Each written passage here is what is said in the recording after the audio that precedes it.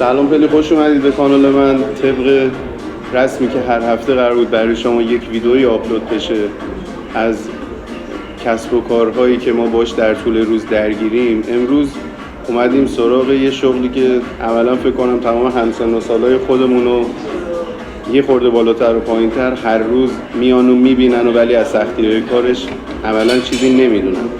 فقط یک سفارشی میدن و میشینن و تهش یه قوریه که چرا دیر شد، چرا سرده یا چرا گرمه. امروز اومدیم یکی از کافه‌های خوب سطح شهر خودمون و پیش یکی از دوستای عزیزی که من چند سالی از دور و نزدیک میشناسمش.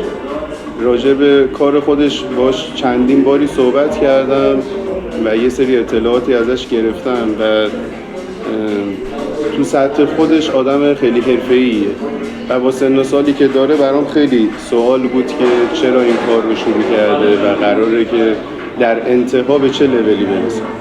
امروز هستیم در کنار یکی از دوستای خوبم به اسم امیر تهرانی که با خودش تا چند دقیقه دیگه آشنا میشید و میبینیدش. راجع به کارش، راجع به خودش بهتون توضیح میده. ما هم در ادامه ویدیو سوالایی که تو ذهن خودمون و شماست میپرسیم ازش که ببینیم به چه نتیجه‌ای میرسیم در انتهای ویدیو. خب امیر جان خوبی؟ سلام، خوب هستی؟ سلام. یه بیوگرافی جزئی یا کلی راجع به خودت. بیوگرافی امیر تهرانی که شما به گفتین، سنم 27 ساله، یه 7 سالی از ساکن رشت شدیم. به واسطه دانشگاه و رشته و تحصیلی که اومدیم رشت دیگه از اونجا بعد دیگه موندگار شدیم و فعلا رشتیم.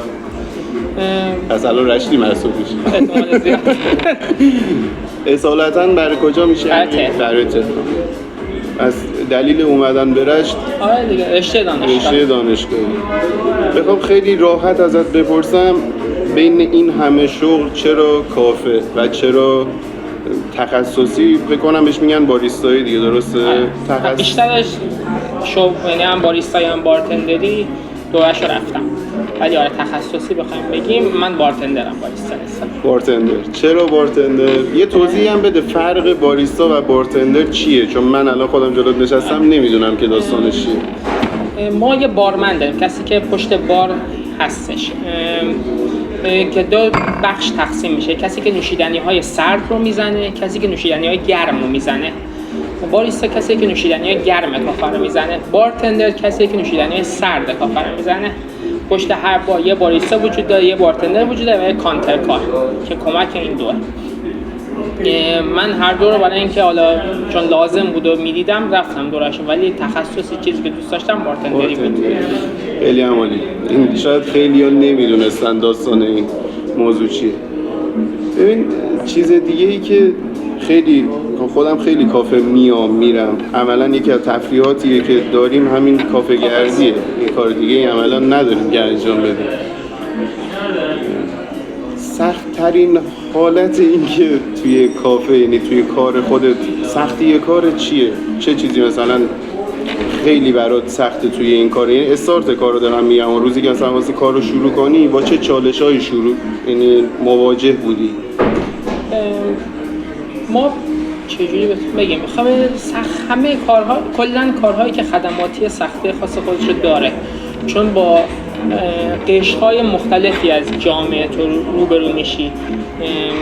همون جوان‌هایی هم که میان اینجا هر کدومشون اخلاقیات و خصوصیات خاص خودشون دارن، هر کدومشون مزاج و طبع خاص خودشون دارن و این یکم تو کار ما به نظرم که سختیاش همینه که بتونیم همه قشرهای جامعه که میان با هر رفتار و نوع و اخلاقیاتی بتونیم راضی نگه داریم.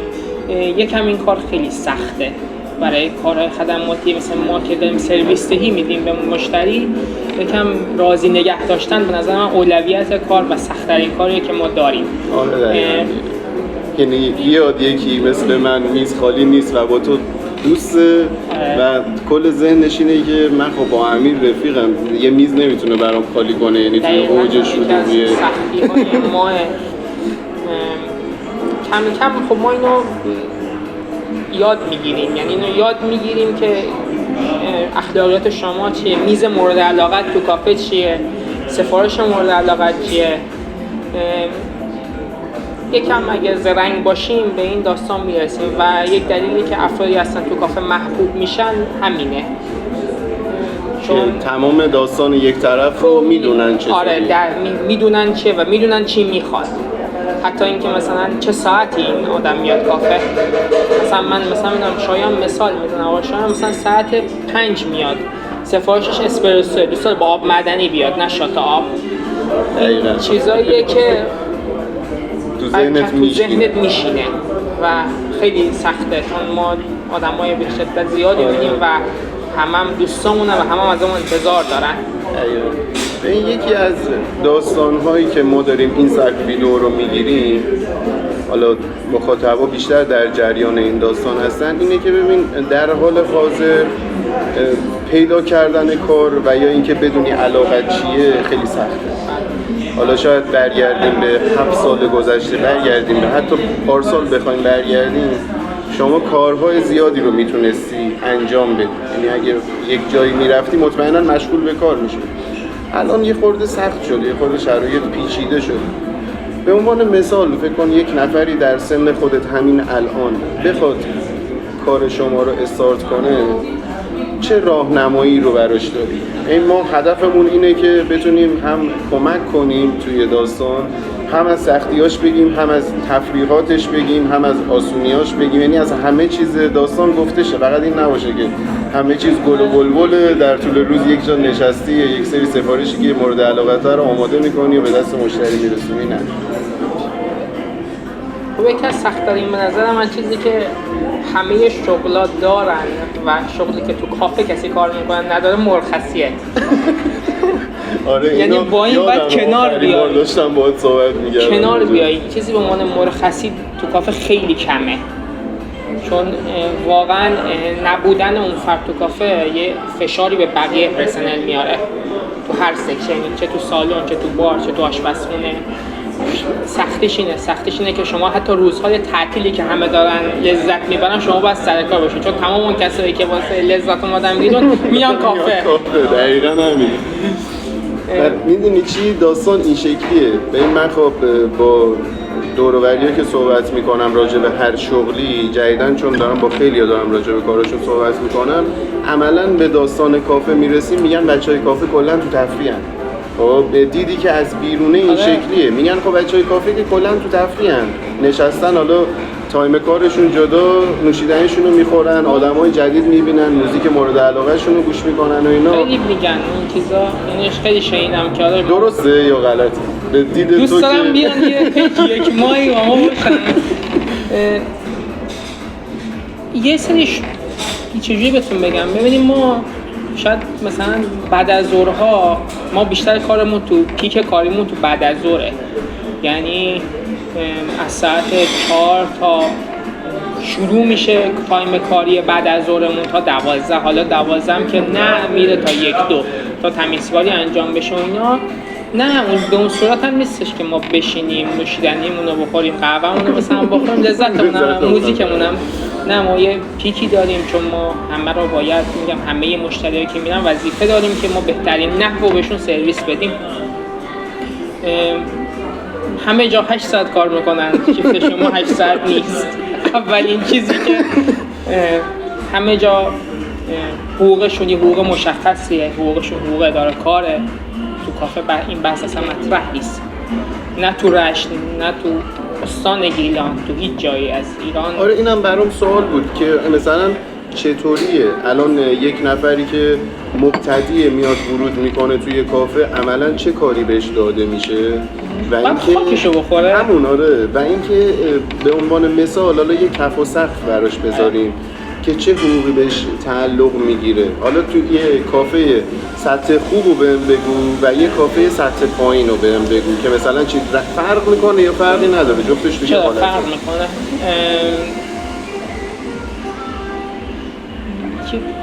افرادی که چون سر کار هستن تو اکثر موارد چیزی که الان زیاد شده کافه است. همه شنیدن که کافه بزنیم سود داره، غذاخوری سود داره، دوستاتون میان شلوغ میشه و هر کسی که تخصصش بیشتر ما و این نبوده کافه زده.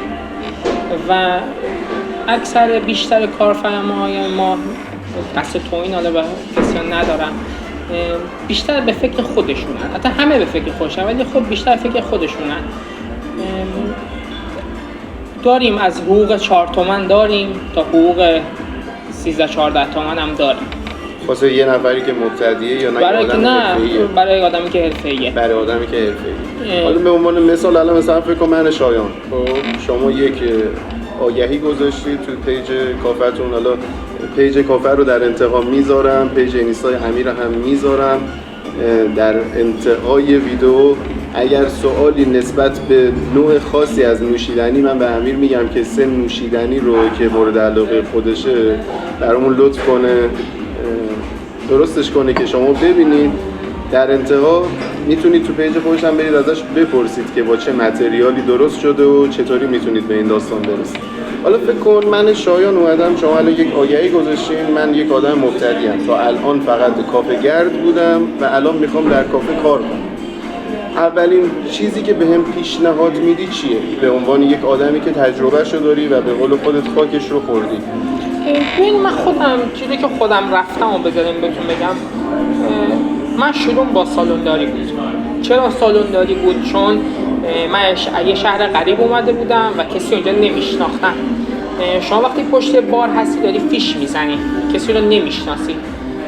من اول خواستم که نمیدونم زرنگی بود یا دوست داشتم اول افرادی که میان کافه رو بشناسم. من خودم با سالونداری شروع کردم، تو استان گیلان با سالونداری شروع کردم. سالوندار بودم، مشتری‌ها رو شناختم، علایقشون رو شناختم، سفارش مورد علاقه‌شون رو فهمیدم چیه، تا یه مدتی که کاملا به سالن و منو، چون اولین چیزی که شما می‌خوای یه نوشیدنی بزنی و رسیپیشو بدونی. شما وقتی سالوندار هستی منوی کافه رو باید بلد باشی، یعنی باید بدونی رسیپی نوشیدنی ها چیه، چی داخلش داره، همینطور غذا، همه چی. واسه همین رسیپی یاد میگیری، یعنی رسیپی ها رو یاد میگیری. وقتی رسیپی ها رو یاد بگیری زدن نوشیدنی خیلی واسه آسان‌تر میشه. دیگه میمونه متد زدنش که چجوری نوشیدنی رو بزنی. من اول با سالونداری تو شروع کردم. سالوندار بودم به مدت 2 سال، با اینکه قبلش بلد بودم، بیشتر به خاطر ارتباط گرفتن و شناخته شدن بین افراد بود. بعد دیگه ورود کردم به بار، چون دیگه میدونستم مشتریایی که میان چه نوشیدنی دوست دارن، دیگه واسم زدنش آسان‌تر بود، چون میدونستم علایقش و خواستشون چی بود. اسپرسو لانگو یک دوست دارن نوشیدنیش بنام شیرین باشه، نوشیدنیش ترش باشه. ولی برای شروع به نظر من، حالا من نمیدونم، اصولی سالونداری رو به نظر من یاد گرفتن خیلی اول بهتون کمک میکنه. بهتر میتونین، یعنی هم یاد میگیرین سالونداری و هم ارتباط بیشتر میگیرین و هم رسیپی ها رو یاد میگیرین. بعد میتونین ورود کنین به بار، حالا نوشیدنی بار یاد بگیریم، دوره هایی که هست رو بریم یاد بگیریم. ولی من خودم این راه رو رفتم و